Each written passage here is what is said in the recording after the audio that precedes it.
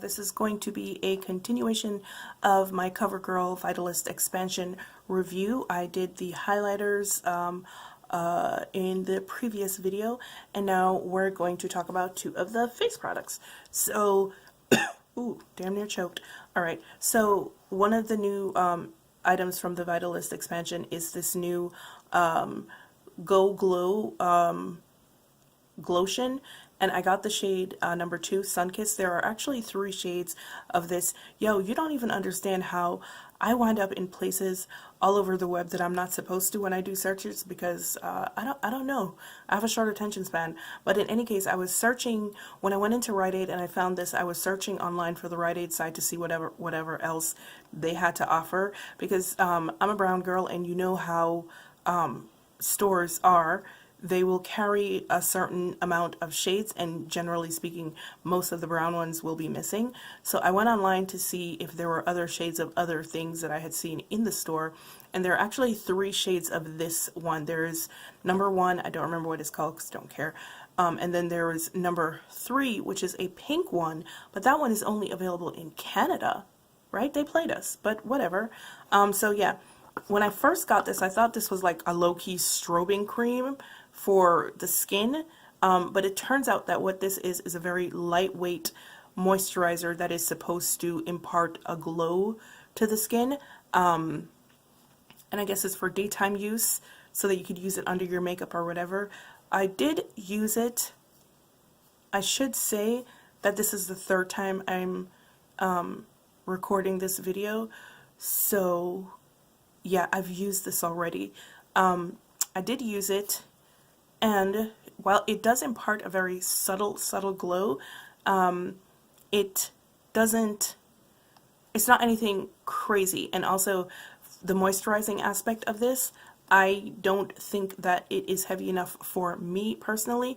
So if you have like combination skin or dry skin, and in the wintertime your skin swings dry, this is not going to be enough for you, not for daytime, where you'll wind up getting very oily, which is what happened with me here, because my skin tried to overcompensate for the lack of moisture, and so I started to get super oily.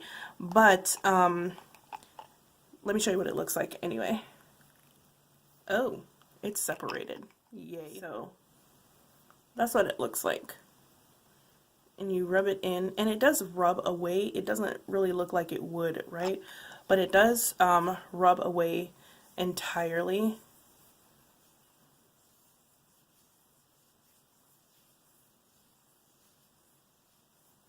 And you can see like my hand has like a tiny glow or sheen to it right now. Yeah, and that's what your skin will look like. But it's not anything, you know, crazy. It also has a smell. It has if you have the Vitalist foundation, you know what it smells like. But let me read you what it says on the back of here. It says, a lightweight moisturizer with vitamins E, B3, and B5. Light reflecting pigments give you naturally luminous skin, suitable for sensitive skin, dermatologically tested. And it's made in the US with foreign parts, whatever the hell that means. Everything from the new expansion, though, seems to be made elsewhere, because the powder that I'm going to talk to you guys about is made in Italy, and I've already sang the praises of Italian powders. Like, you guys know how much I love Italian made powders, especially what the hell is up with this lighting? Like, I had to adjust the lighting. Like, I don't know what was happening, but it was like really wonky, weird lighting.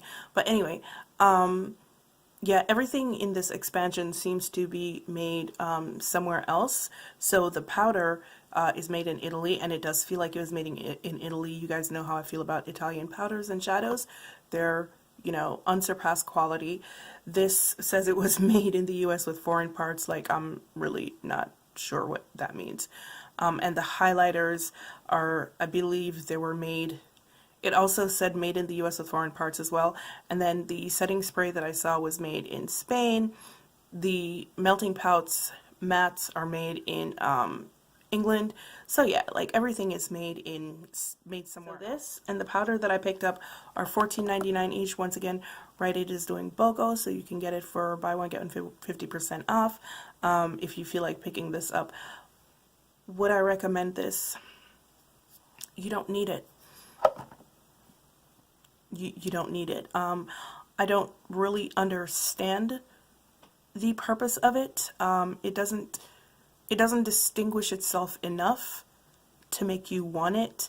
Like, if you really only need lightweight moisture, then sure, why not?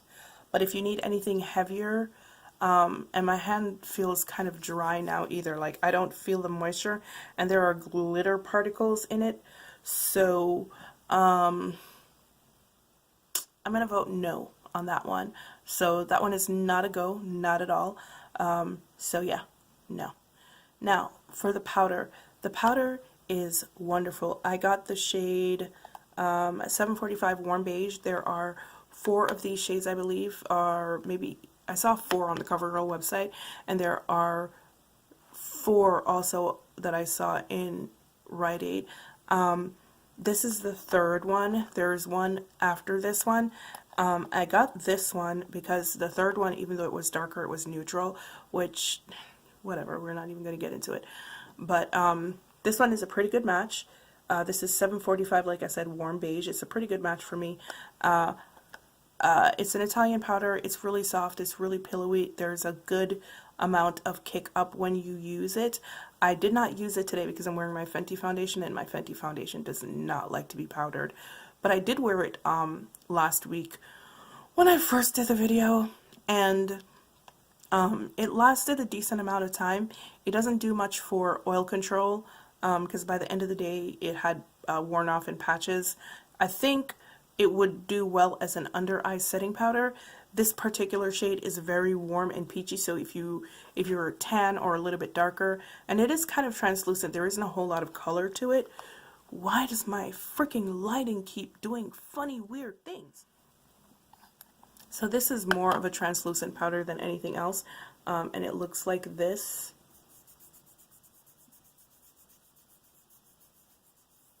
Boom. Mostly gone. It's kind of stuck on the glow. It works pretty well for under eye setting. It doesn't cake up, and it doesn't get into lines under your eyes. It's $14.99. Do you need it? Maybe. I don't know. It's, you know what? The problem with this whole new Vitalist expansion, in my opinion, is that none of it is spectacular. None of it stands out. None of it distinguishes itself enough for you to want to run out and be like, oh my god, I have to get this.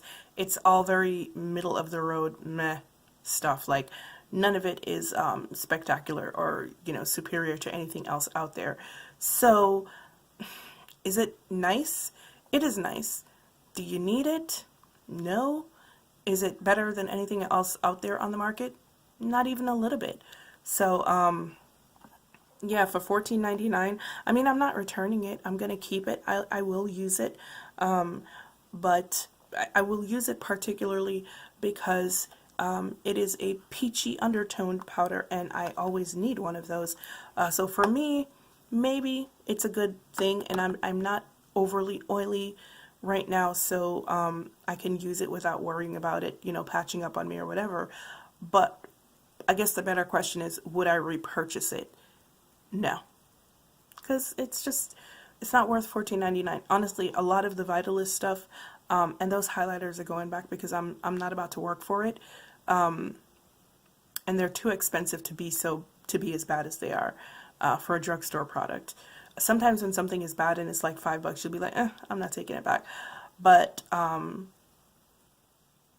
for all of them to be so spectacularly bad, that's a no. That's the problem with the whole Vitalist expansion. It's just not, it's not great. It's not necessary, and the products aren't good enough to justify their more expensive price point. So for me, it's a no. Alright guys, thanks for tuning into yet another review of the expansion of the Covergirl Vitalist line.